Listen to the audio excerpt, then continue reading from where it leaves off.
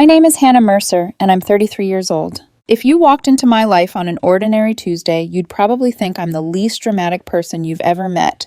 My fridge is labeled, my bills are on autopay, and my idea of treating myself is upgrading from store-brand cereal to the one with the cartoon mascot. My credit score is quietly smug. My closet is 90% neutrals. My nights are a rotation of library books and leftovers. For a long time, I thought that kind of boring meant safe. I've been with my boyfriend Ethan for 2 years. We've lived together for 8 months in a modest 2-bedroom apartment with thin walls and decent light. We split the rent, split the utilities, split the groceries. On paper, it looks fair. We met through a mutual friend at one of those rooftop parties where everyone pretends they're not counting how many Instagram stories they're in. Ethan manages a menswear store for a designer brand I'd never heard of before him. He always cared about presentation, how the drape of a shirt communicates, how the right watch signals where you see yourself in 5 years. I thought it was just work talk at first, something he'd shed when he got home and into sweatpants. He never really did. If you scroll his phone, it's full of outfits, showrooms, and tagged posts from people I will never run into at the grocery store. Sometimes late at night, a photo of his ex, Lila, long legs, glossy hair, champagne glass held just so, will flash across my feed because someone liked something old. He never talks about her much, but when he does, it's always about how she just got luxury, as if understanding price points is a love language. My birthday was last Tuesday. I'm not big on celebrations, but Ethan had been hinting for weeks that he wanted to do something elevated this year. Dinner at this upscale place he'd been dying to try. "It'll be good for both of us," he said, half joking, half serious. "You've never really had a tasting menu experience." I said yes because it mattered to him, and because saying no felt like admitting I didn't belong in his world. We had a reservation at 7. Ethan came out of the bedroom in a perfectly cut blazer, the kind of navy that probably had its own Pantone name. He smoothed the lapels and turned so I could see the label on the inside. "New season," he said. "Associate discount finally came through." I wore a simple black dress I'd bought on sale last year and a pair of heels that didn't murder my feet. He kissed my cheek, told me I looked very classic, and we headed out. The restaurant was the kind of place where the lighting makes everyone look better and the menu doesn't bother with prices next to every item, just puts them in a neat column as if they're a footnote. Ethan knew the host by name, of course, and made sure to say, just loud enough, "Yeah, we've been trying to get in here for weeks." Dinner was fine. Good, even. The food came out as little sculptures on giant plates. Ethan narrated each dish like a food critic. I mostly tried not to drop anything on the tablecloth. But under the chatter, I could feel something coiled in him. He kept checking the time on his phone, glancing toward the bar, adjusting his watch so the logo caught the light. It felt less like my birthday and more like an audition I didn't remember signing up for. Around 8:30, dessert arrived. A tiny chocolate thing with a candle stabbed into it like a flag. "Happy birthday," Ethan said, smiling his public smile, the one he uses when someone's camera is on. The waiter set a small wrapped box beside my plate. Ethan straightened, hands folded like he was waiting for a grade. I unwrapped it carefully, because that's what you do when you grew up in a house where paper got folded to be reused. Inside was a watch, sleek face, leather band, minimal design. "It's from that boutique I showed you," he said quickly, "the one I said everyone in the industry is obsessed with right now." "It's beautiful," I said, and meant it, even if everyone in the industry didn't include me. "Thank you." "It's the same model that guy from the fall campaign wore. They sold out, but I talked to the buyer and they held one back." He said it like an achievement, like this gift was a small miracle he'd pulled out of thin air. "I love it," I said. I put it on even though I knew I'd be taking it off as soon as we got home. With my line of work, desk jobs, spreadsheets, client calls, my phone tells me the time just fine. But I appreciated the effort, the thought, the way he'd clearly worked to get it. He looked satisfied, like he'd passed the test. We split the bill, like we always do. He didn't argue when I slid my card across the table, just watched to make sure the server charged the right amount. On the drive home, the city lights streamed by, like a screensaver. Ethan tapped the steering wheel in time with the music, then lowered the volume. "So," he said, voice casual, "I've been thinking about my birthday." "It's in 3 weeks," I said. "I know." "There's this necklace I've been eyeing," he said. "White gold, small diamond pendant, very clean. It's from that jeweler on 5th. You know, the one I showed you. I sent you the link last week." "I remember," I said. I'd opened the link on my lunch break, sucked in a quiet breath at the price, and bookmarked it anyway. I'd already been saving in secret for weeks by then. "It's just, I've never had a piece like that," he went on. "Lila got me some great stuff, but nothing like this. It's very me, you know?" I felt something twist at the mention of her name, small and mean. He rarely said Lila out loud. "I'll think about it," I said carefully. "I'm just figuring out the budget." He went quiet. Not the easy kind of silence. The kind that thickens the air. "My birthday's in 3 weeks, Nihan," he said finally. "I know," I said, "and I've been thinking about it. I just have to make the numbers work." He sighed through his nose. "It's not like I'm asking for a yacht. It's an investment piece." I didn't answer. I stared out the window and tried not to think about the spreadsheet I'd color-coded to make that exact necklace possible. When we got home, I went straight to the bedroom to change. When I came back out, Ethan was on the couch, holding a small box I recognized instantly. The box I'd hidden in the back of the closet behind my off-season coats. "What's this?" he asked. My stomach dropped so fast I felt dizzy. That's for your birthday," I said. "I hid it so you wouldn't find it." "Why is it in the closet?" he asked, already lifting the lid. "Because it's a surprise," I said, but the word landed uselessly between us. He opened the box. Inside, nested in velvet, was the necklace. White gold, small diamond pendant, custom length chain. The one from the link. The one I'd spent 2 months saving for, picking up extra shifts, saying no to takeout and new shoes and anything that wasn't rent or utilities. He held it up between his fingers, letting it dangle in the lamplight. Then he made a face. "This looks cheap," he said. "Did you get it from a mall kiosk or something?" The room went very quiet. I could hear the fridge humming, the pipes ticking. "What?" I said. "I mean, it's nice that you tried," he went on, oblivious. "But this isn't the one I sent you. The chain is thin, and the diamond is tiny. It looks like a knockoff." "It's not a knockoff," I said. "It's from the exact jeweler who made the one in the link. I had it custom made." He laughed, not kindly. "Custom? Hannah, no offense, but this is not custom. Look at it." He held it closer to his own face, squinting like he was examining something under a microscope. "This is exactly what you asked for," I said. I could hear my own heartbeat in my ears. 2 months. I've been saving for 2 months. "Well," he said, shrugging, "you should have saved longer, or gotten something different. This just doesn't read as quality. If I wore this, people would think you grabbed it from a discount bin." Something shifted in my chest. Not anger, not yet. It was more like a lens snapping into focus. Like the moment you realize the background noise you've been ignoring is actually an alarm that never stopped ringing. "Fair enough," I said. He blinked. "What?" "Fair enough," I repeated. My voice sounded strangely calm to my own ears. "If you don't like it, I'll return it." "I didn't say return it," he protested. "I just said it's not what I wanted. There's a difference." "You called it cheap," I said. "You said it would embarrass you, so I'll take it back. No big deal." "You're being dramatic," he said, setting the box on the coffee table like it offended him. "I'm being practical," I said. "You don't like it. I'll get my money back." He stood up, shaking his head. "Whatever. Do what you want. I'm going to bed." He walked down the hallway and closed the bedroom door. Not a slam. Just a soft, final click that said the conversation was over for him. I sat down on the couch, picked up the necklace, and held it under the lamp. The diamond caught the light in quiet, stubborn sparkles. It wasn't cheap. It wasn't fake. It was exactly what he'd said he wanted from exactly the jeweler he'd worshipped out loud 3 times a week. I had the receipt in my email. I had the certification in my desk drawer. He'd looked at all of that. The sacrifice, the intention, the careful planning, and seen embarrassing.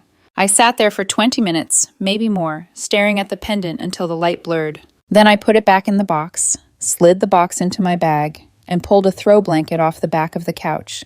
The bedroom door stayed closed. I lay down on the couch and stared at the ceiling, the outline of a decision forming itself in my mind, clean and sharp. Tomorrow I would go to the jeweler, and this time I'd be the one deciding what was worth keeping. Wednesday morning, the apartment sounded different.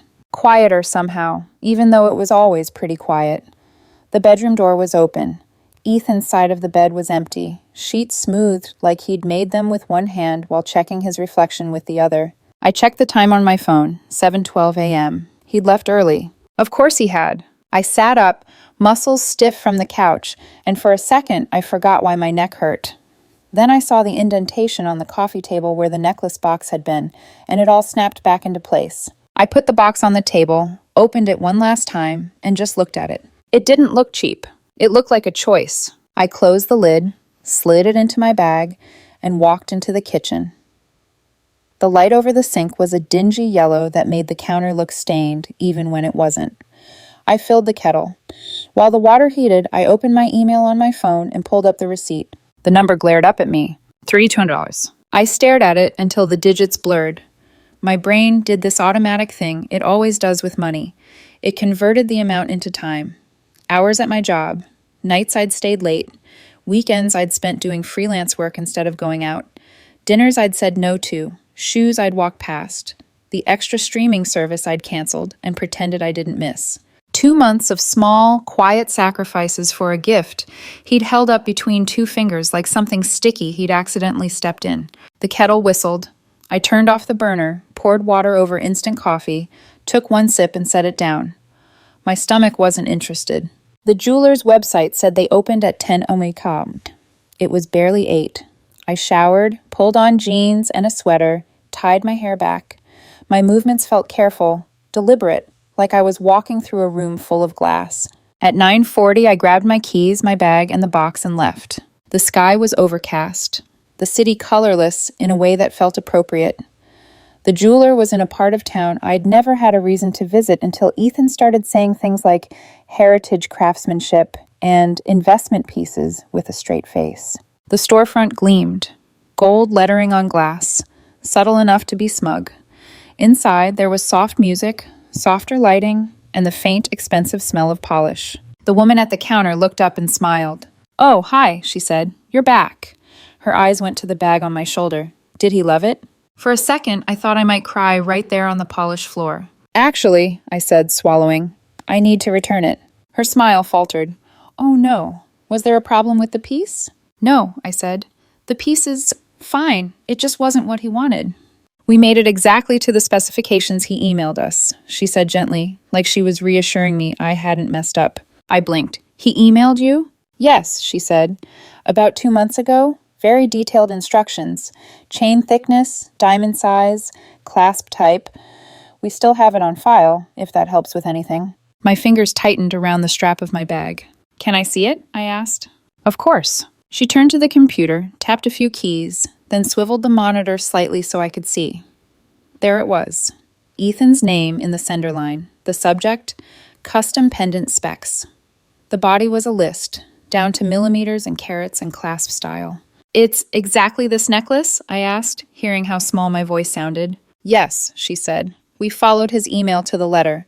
When you came in and placed the order, we linked it to that correspondence." I stared at the screen. He had sent them the details himself, 8 weeks ago.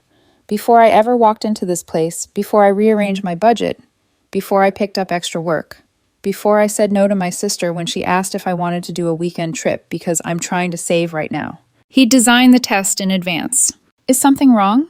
the woman asked softly. "No," I said, though everything felt wrong. The air, the floor, my entire relationship. I still need to return it." She hesitated. "Because it's a custom piece, I can only do store credit," she said, "but it will be for the full amount. And I can print the appraisal if you'd like. It shows the value and details." "Store credit is fine," I said. My voice was steady in a way that surprised me. "And yes, please print the appraisal." She took the box, opened it reverently, inspected the necklace like it was something precious, which it was, just not in the way I'd thought. She processed the return. The printer hummed, spitting out 2 sheets. "Here's the store credit," she said, sliding one toward me. The number, $3,200, stared back at me in cold ink. "And here's the appraisal, 14-karat white gold, quarter-carat diamond, custom chain, total value." She kept talking, but my brain had already moved ahead, past her counter, past the door, back to our apartment and the empty spot on our coffee table. "I'm sorry it didn't work out," she said. "Me too," I replied. Outside, the air felt colder than it had when I walked in. I folded the appraisal into thirds and slid it into my bag. On the drive home, my hands felt disconnected from my body. They turned the wheel. They used the signal. They obeyed traffic laws. The rest of me was replaying last night on a loop. This looks cheap. People will think you grabbed it from a discount bin. Not, I don't like the style. Not, can we exchange it? Just cheap. Embarrassing. A reflection on him. When I got back to the apartment, it was still empty. His sneakers were by the door. His jacket hung on the hook.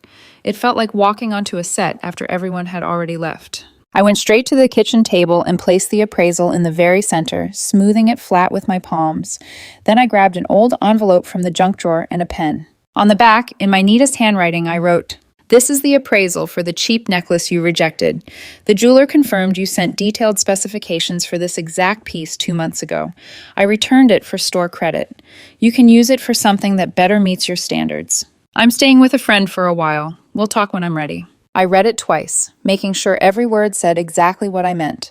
Then I took my apartment key off my ring and placed it next to the paper. In our bedroom, I pulled out a suitcase and started packing. Not everything. Enough for a week or two. Clothes, toiletries, the worn paperback I always left half-finished on my nightstand. My laptop, charger, passport, just in case. I looked at the bed we'd shared, the dent in the mattress on his side, the slight sag where he always kept his phone charging, the pile of laundry in the corner that he always said he'd get to this weekend. It hit me that I didn't actually know what it would look like to stay and trust him again. Not really. But I knew exactly what it would look like to ignore this and keep pretending everything was fine. I zipped up the suitcase, grabbed my bag, and took one last slow walk through the apartment. The plant on the windowsill I'd rescued from his old place. The frame photo from our first vacation, me in sunglasses, him in a linen shirt, both of us squinting into the sun. I remembered how he'd insisted we take it again because his watch wasn't visible. At the door, I paused. The appraisal and the key sat on the table like props in a scene I was stepping out of. I left. In the parking lot, I dialed Jared. He picked up on the second ring. "Hey, Hannah, everything okay?" "Not really," I said. My voice cracked on the second word. Is your couch still available?" "Always," he said immediately. "You want me to come get you?" "No," I said. "I'm already in the car. I'll be there in 20. When I arrived, he didn't ask questions right away. He just opened the door, took my suitcase, and handed me a cold beer. We sat on his couch, an old, soft thing that had probably seen better days, but felt more like home than my minimalist sofa ever had. "So," he said gently, once I'd taken a sip, "what happened?" I told him. I told him about the restaurant and the watch and the box in the closet, about cheap and embarrassing and mall kiosk jokes, about the jeweler and the email and the store credit, about how it felt to realize the person who was supposed to know me best had built an entire test designed for me to fail. He let out a low whistle. "So he set you up," he said, "and then got mad when you didn't magically read his mind." "I don't even know if it was about the necklace," I said. "I think he wanted to feel disappointed, like that was the goal." "That's messed up, Han." "I know." My phone started buzzing on the coffee table. I didn't have to look to know who it was. "Ethan." It rang 5 times before going to voicemail. Then again, and again. I turned it over so I didn't have to see his name, but the vibration kept rattling against the wood. After the 5th call, the buzzing stopped. Then the text began. "Where are you? Why is there an appraisal on the table? Call me back. This is ridiculous. We need to talk. You can't just leave like this." I stared at the screen until the words blurred. Jared glanced over. "You going to answer?" "Not right now," I said. I turned the phone off. We ordered pizza, put on a game neither of us cared about. I laughed at something stupid the commentator said and heard how brittle it sounded. Around 10, after the credits rolled and the pizza box sat empty on the coffee table, I turned my phone back on. 23 missed calls, 30-something texts, 3 voicemails. I listened to the first one. "Okay," Ethan's voice said, thinner than usual. "I saw the appraisal. I didn't realize it was that expensive. We should talk. Call me." The second. "I'm sorry, all right? I didn't mean to hurt your feelings. The necklace is actually really nice. I was just surprised. Please come home so we can fix this." The third. "Where are you? It's been hours. This is really unfair. You can't just leave without talking to me." I deleted them all. The texts were more of the same until one stopped me. "My friends are asking why you're acting like this. What am I supposed to tell them?" It was like a spotlight aimed straight at the core of him. Not, "Are you okay?" Not, "Can we talk?" Just, "What story do I tell so I don't look bad?" I typed back before I could overthink it. "Tell them the truth." His reply came almost instantly. "What truth? That you're overreacting?" I stared at the blinking cursor. Then I wrote, Tell them you rejected a $3,200 custom necklace you personally specified, called it cheap and embarrassing, and now you're upset that I believed you. The delivered checkmark appeared, then nothing. No typing bubble, no instant defense, just silence, stretching out like a road I suddenly saw all the way to the horizon. Jared nudged my knee with his foot. You okay? I exhaled slowly. For the first time all day, my chest didn't feel like it was full of broken glass. Not really, I said, but I think I will be. I set the phone face down, turned out the lamp, and pulled the blanket over myself on the couch. Tomorrow I'd go back for the rest of my things. Tonight, it was enough to know I'd finally stopped mistaking expensive for valuable. Thursday morning, I woke up on Jared's couch with my neck angled, in a shape the human body was never meant to attempt. There was a sliver of light slicing through his blinds, dust drifting through it like slow-motion snow. For a moment, the unfamiliar room disoriented me. Secondhand couch, mismatched throw pillows, a stack of mail on the coffee table with someone else's name on it. Then my phone buzzed, and everything snapped back into focus. A text from Ethan. We need to talk, please. I stared at the screen. My stomach didn't clench this time. It just settled heavily, like it already knew the answer. I typed back. I'm coming by at 2 p.m. to get the rest of my things. Please don't be there. The typing bubbles appeared instantly. We should talk face to face. Not ready for that, I replied. This is stupid, he shot back. You're throwing away 2 years over one comment. I closed my eyes and inhaled slowly. It's not one comment. What pattern, he wrote. I didn't answer.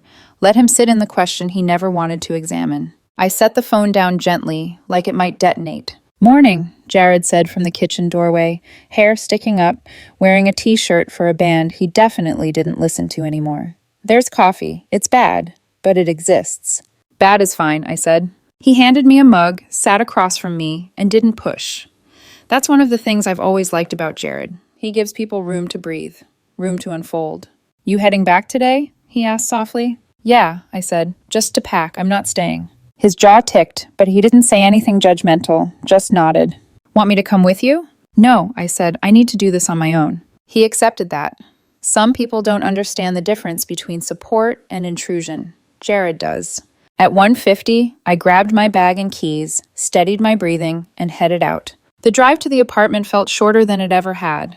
Maybe because I wasn't driving home. I was driving to a place I used to live. His car was in the lot. Of course it was. I stood outside the door for a moment, the weight of everything pressing against my ribs. Then I inserted the spare key I'd never given him back, turned it, and stepped inside. He was sitting on the couch, the appraisal paper held loosely in his hands. The edges were wrinkled like he'd been gripping it too tightly. When he looked up at me, his eyes were raw. Not red like he'd been crying, more like he'd been unraveling. Hannah, he said, please, can we talk? I'm here to pack, I said. 5 minutes, that's all. He set the appraisal on the table slowly, like it was fragile. I'm sorry, he said. Okay, I replied. I didn't know how much it cost. I thought you'd gone somewhere. Cheaper. I didn't know you'd actually gotten it from Jennings. If I'd known... I held up my hand. Stop, I said.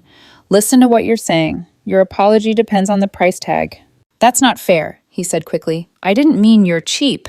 You called the necklace cheap, I said, and you called it embarrassing, and you barely looked at it before deciding that. He opened his mouth, closed it, then tried again. I didn't think you'd want to spend that much on me. I spent what I could, I said. I saved. For months. I made choices. I put thought into it. You didn't even consider that. His voice broke on the next part. I didn't know you ordered it to my specifications. I stared at him. He blinked. A slow, fearful realization spread across his face. You saw the email, he whispered. Yes, I said. His shoulders slumped as if his whole frame folded in on itself. I didn't mean to set you up, he said, rubbing the bridge of his nose. I wanted it to be perfect. And when I saw it, I panicked. I thought it looked different than I imagined. I thought maybe you missed something. It was exactly what you asked for, I said quietly. You asked for the chain thickness, the diamond size, the clasp, all of it. He pushed a hand through his hair. I forgot what I wrote, he said. It was months ago, and when I opened the box, something felt off. I don't know. Maybe I was expecting something flashier, something more like what Lila used to get you, I asked. He froze. There it was, the ghost that had been haunting our relationship without ever being named aloud.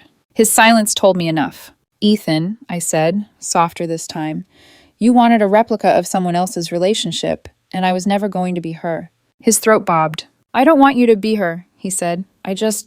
You compare me to her without realizing you're doing it, I said. You care about brands, labels, how things look, how we look. You care about people's reactions more than the meaning behind something. That's not true, he whispered. When you gave me the watch last night, I said, it wasn't about the thought behind it. It was about the boutique, the model who wore it, the fact that you had connections to get it. He opened his mouth, but no words came out. When I gave you something meaningful, you measured it by how it would look to other people, I said. Not what it meant, not what it cost me, not in money, but in effort. His face crumpled for the first time, actually crumpled.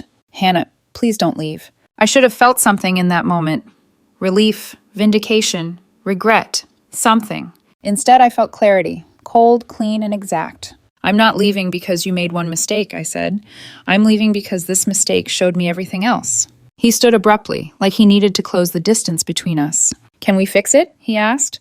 We can go to counseling, or talk to someone. I can change. I don't need you to change, I said. I need someone who already values the things I value, who doesn't turn love into a performance, who doesn't make me feel small for not living in the same aesthetic universe. He went still. I walked past him to the bedroom and began packing the rest of my clothes into 2 suitcases. He stood in the doorway, shoulders sagged, eyes defeated, watching but not moving. When I zipped the second suitcase, he stepped forward. Please, Hannah, I love you. I paused, hand on the handle. You love the version of me who fits into your curated world, I said. But the real me, the one who packs lunches and saves coupons and buys thoughtful gifts instead of flashy ones. You don't love her. You tolerate her. A tear finally slipped down his cheek. I walked to the door with both suitcases, my heart steady, my hands steady. When I pulled the door open, he whispered, Is this really it? This is me, I said, believing you, for the first time. Then I stepped into the hallway and the door closed quietly behind me. Not slammed, not locked, just closed. A choice made, a future shifting. The first night after I officially left Ethan, I slept on Jared's couch without dreaming. Not because I was at peace. Peace was still a distant city on the horizon, but because my body had finally shut down after running on adrenaline for 48 hours. By morning, the ache behind my ribs felt duller, manageable, like a bruise I could touch without wincing. Jared left early for work, but he'd scribbled a note on a sticky pad. Eat something. Even heartbreak needs calories. Jay. It made me smile in a way nothing else had in days. I sat up, stretched, and checked my phone. 3 new texts from Ethan. Hannah, please, we need to talk. Can you at least tell me where you're staying? I'm worried. I'm trying here. Why aren't you? I didn't reply, not because I wanted to punish him, but because responding would have taken me backward. And I wasn't going back. Not anymore. By the end of the week, I'd found a temporary co-working space to take my laptop, so I wasn't hogging Jared's living room all day. By the end of week 2, I'd toured 5 apartments, signed paperwork on 1, and put down a deposit. A small 1-bedroom on the east side, affordable, quiet, close enough to work that I could walk when the weather cooperated. On move-in day, I stood in the empty living room with its blank walls and dust drifting through window light. And for the first time in months, nothing in the space reminded me of him. No designer catalogs on the coffee table, no curated neutral throw blankets draped over chairs, no carefully posed Instagram photos taped to the fridge, just possibility and air that belonged to me. I sat on the floor, cross-legged, and let the silence hum around me. On day 3 in the new apartment, Ethan texted again. I saw on your LinkedIn you started a new job.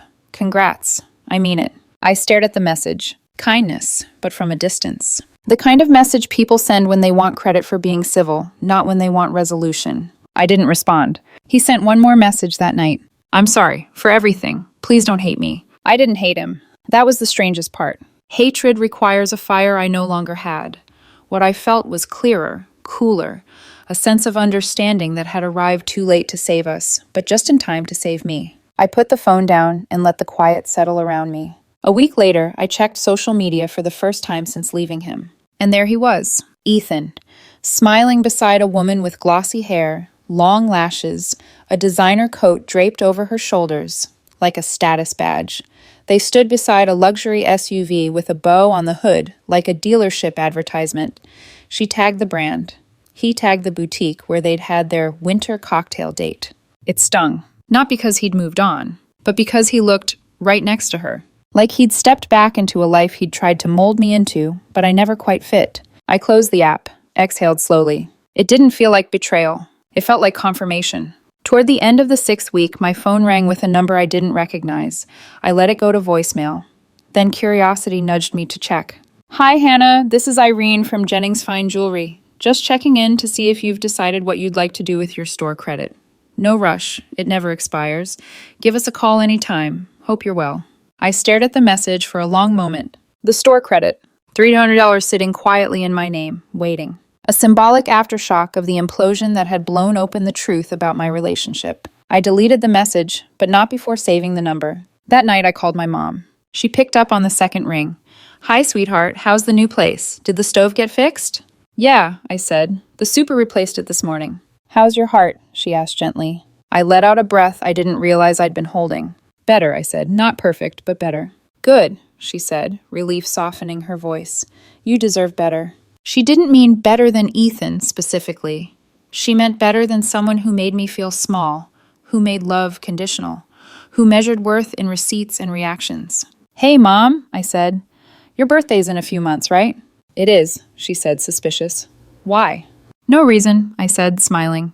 "Just wondering." When we hung up, I sat on the floor of my living room, the soft hum of evening settling outside my window. I thought about the necklace I'd returned, the long hours I'd put into saving for it, the way Ethan had held it between 2 fingers like something disposable. And then I thought about my mom, a woman who kept every card I'd ever given her in a shoebox labeled treasures, who wore the $40 bracelet I'd bought her at 19 as if it were made of diamonds, who knew the value of effort, not appearance. Maybe one day I'd use the store credit for her, or maybe I wouldn't use it at all. Maybe it could stay unspent, an unspoken reminder of the moment I stopped mistaking luxury for love. A few nights later, Jared came over with a bag of groceries and 3 mismatched containers of leftover takeout. He looked around my little apartment with approval. "This place suits you," he said. "It actually looks like someone lives here, not like someone's trying to stage it for a catalog." I laughed. "It's not much." "It's yours," he said. "That's everything." We ate on the floor because I didn't have a dining table yet. He told me about his disastrous date with a woman who tried to psychoanalyze him over dumplings. I told him about the neighbor downstairs who listened to jazz loudly at exactly 10 p.m. every night. He told me it meant the guy had taste. I told him it meant the guy had questionable timing.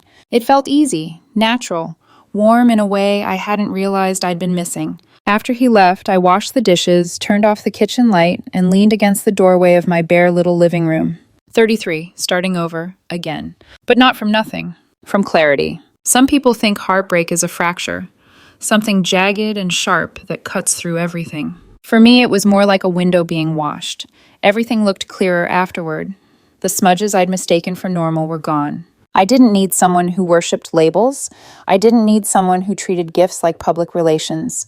I didn't need someone who made me feel like I was almost enough, but never quite. I needed someone who saw me, the real me. The woman who saved receipts and coupons and meaningful moments.